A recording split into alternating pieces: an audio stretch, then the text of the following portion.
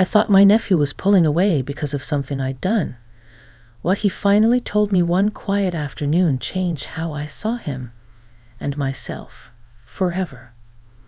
Don't forget to like the video, share your thoughts or story in the comments, and subscribe to stay updated with our latest stories. Now, before I begin, tell me, where are you watching from? I'd love to know which cities and towns are joining me for this memory that stayed with me for years. I've replayed that afternoon more times than I can count, usually when the house is quiet and the light outside has that late-day slant that makes everything feel honest. I'm a woman in my early 50s now, old enough to know that some moments arrive disguised as ordinary days. You don't recognize their weight until much later. My nephew had always been a steady presence in my life, not loud, not dramatic, just there. Growing up, he spent summers at my place, helping in the garden, listening to the old radio in the kitchen, asking thoughtful questions that caught me off guard. Then, sometime after he turned 18, he changed. Calls became shorter. Visits turned polite and rushed. He smiled, but it never reached his eyes. At first, I blamed myself. That's what women my age tend to do. I wondered if I'd said something careless, or if I'd become one of those older relatives who doesn't know when to step back. I missed him, but I didn't want to pressure him. Distance, I told myself, was a normal part of growing up. The day everything shifted, he showed up unannounced. It was early fall. The air smelled like dry leaves and coffee, and the screen door creaked the way it always had. I remember noticing how tall he'd gotten, how he stood in the doorway like he wasn't sure he was welcome. We sat at the kitchen table, the same one where he'd done homework years ago. Sunlight spilled across the worn wood, highlighting old scratches and memories. I poured coffee for myself, tea for him, and we talked about small things. Weather, work, nothing that mattered. But the space between us felt heavy, like something unspoken had taken a seat of its own. Finally, he looked at his hands and said my name the way he used to when he was nervous. My heart tightened. There was a tremor in his voice that told me this wasn't about being busy or distracted. This was about carrying something alone for too long. He told me he'd been distant because he didn't know how to talk about what he was feeling, and because he was afraid I'd see him differently. He spoke slowly, choosing words with care, explaining how life had felt heavier than he expected, how he'd struggled with disappointment in himself, and how silence seemed easier than explaining pain he didn't fully understand. I didn't interrupt. I didn't offer quick fixes or empty reassurance. I just listened. I watched his shoulders ease as the words finally left him.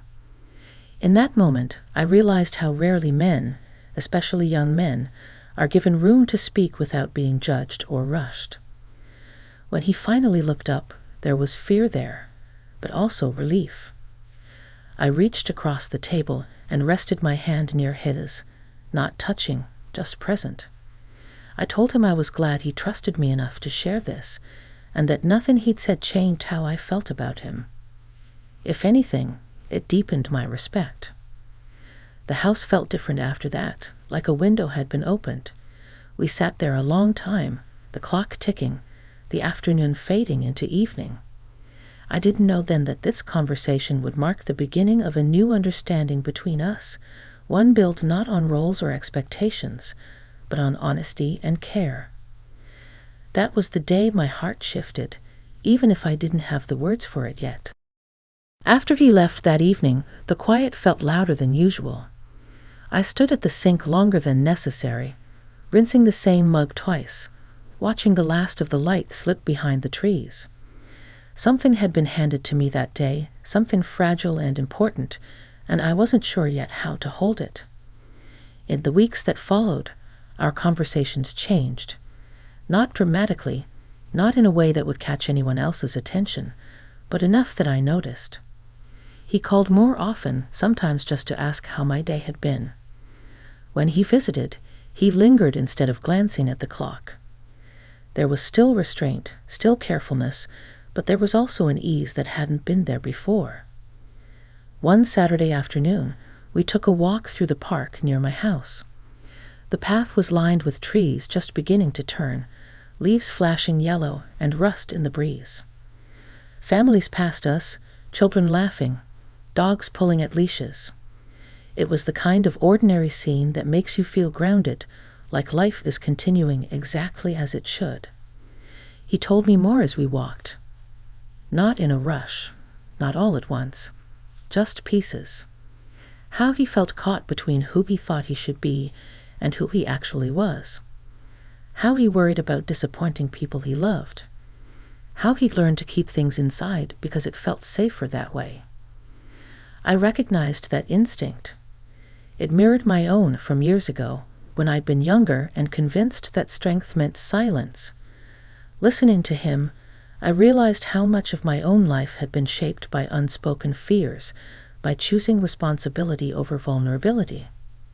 We sat on a bench near the pond, watching the water ripple as ducks drifted past.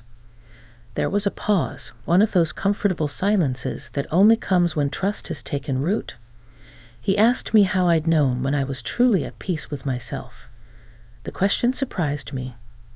No one had asked me that in a long time. I answered honestly. I told him peace wasn't something I'd found all at once. It came in moments, usually after difficult choices, when I stopped trying to meet everyone else's expectations. I told him I was still learning, even now. He nodded, absorbing that, and for the first time I saw him not as the boy I remembered, but as a man finding his footing. That realization stirred something deep in me, not discomfort, but responsibility.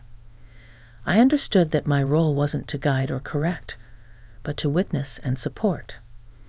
As we walked back to the car, the air cooling around us, I felt a quiet gratitude. Life had given us a second chance at connection, one built on honesty rather than habit. I didn't know where this new openness would lead, but I knew it mattered. That evening, after we drove away, I sat on the porch with a blanket around my shoulders. The stars were coming out one by one. I thought about how easily distance can grow when fear goes unspoken, and how powerful it can be when someone chooses to step forward instead. Whatever the future held, something between us had shifted into a steadier, truer place.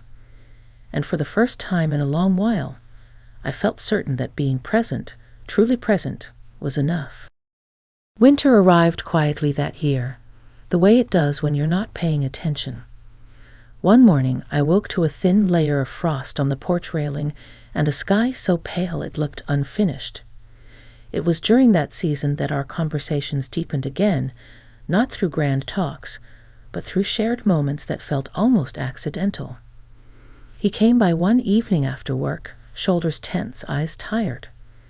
I could tell before he said anything that the day had asked too much of him. I put soup on the stove, the kind that simmers slowly and fills the house with warmth, and we sat side by side at the counter while it heated. No pressure to talk, just being in the same space. Eventually, he spoke. He told me about a setback at work, how it made him question whether he was moving in the right direction. His voice carried frustration, but also something else, a quiet fear of standing still while the world moved on. I listened, stirring the pot, letting the rhythm of the moment settle us both. I shared a story from my own past, one I hadn't thought about in years. A time when I'd taken a job that looked right on paper but felt wrong in my gut. How long it took me to admit that to myself. Saying it out loud reminded me how far I'd come, and how those missteps had shaped me more than the successes ever did. He looked at me then with a kind of attention that wasn't admiration, but recognition, as if he was seeing a fuller version of me, not just the aunt who'd always been steady, but a woman who had stumbled and learned and kept going. We ate in comfortable quiet, the clink of spoons against bowls, the heater humming softly. Outside, the wind pressed against the windows, but inside felt safe. I realized that trust doesn't announce itself. It builds slowly, through consistency, through showing up without trying to control the outcome. Later, we sat in the living room, the lights low, an old movie playing more for background than for watching. He leaned back, exhaling, the tension easing from his frame. I thought about how rare it is, at any age, to feel truly seen without being judged. When he left that night, he paused at the door and thanked me. Not for the meal, not for the advice, but for listening. After he drove away, I stood there for a moment, hand on the door frame, feeling the weight of that simple gratitude. It struck me then how much strength there is in quiet support. Not fixing, not guiding, just offering space. In doing that for him, I'd found something for myself too, a reminder that connection isn't about roles or titles, but about meeting another person where they are. That winter, as the days grew shorter, something steady grew between us. A shared understanding that whatever uncertainties lay ahead, neither of us had to face them alone. Spring came slowly, almost cautiously, as if it wanted to be sure it was welcome. The snow melted into the soil, the mornings softened, and the world seemed to stretch after a long pause. By then, the rhythm between my nephew and me had settled into something natural. No tension, no guessing, just honesty offered when it was ready. One afternoon, he invited me to walk with him through a small trail near his place. The ground was damp, the air carrying that clean, hopeful scent that only spring brings. We walked without hurry, our steps matching without trying. It felt symbolic somehow, like proof that we were finally moving at the same pace. He stopped near a clearing where sunlight filtered through new leaves and told me he'd started making changes. Small ones, speaking up when something didn't feel right, letting himself rest without guilt.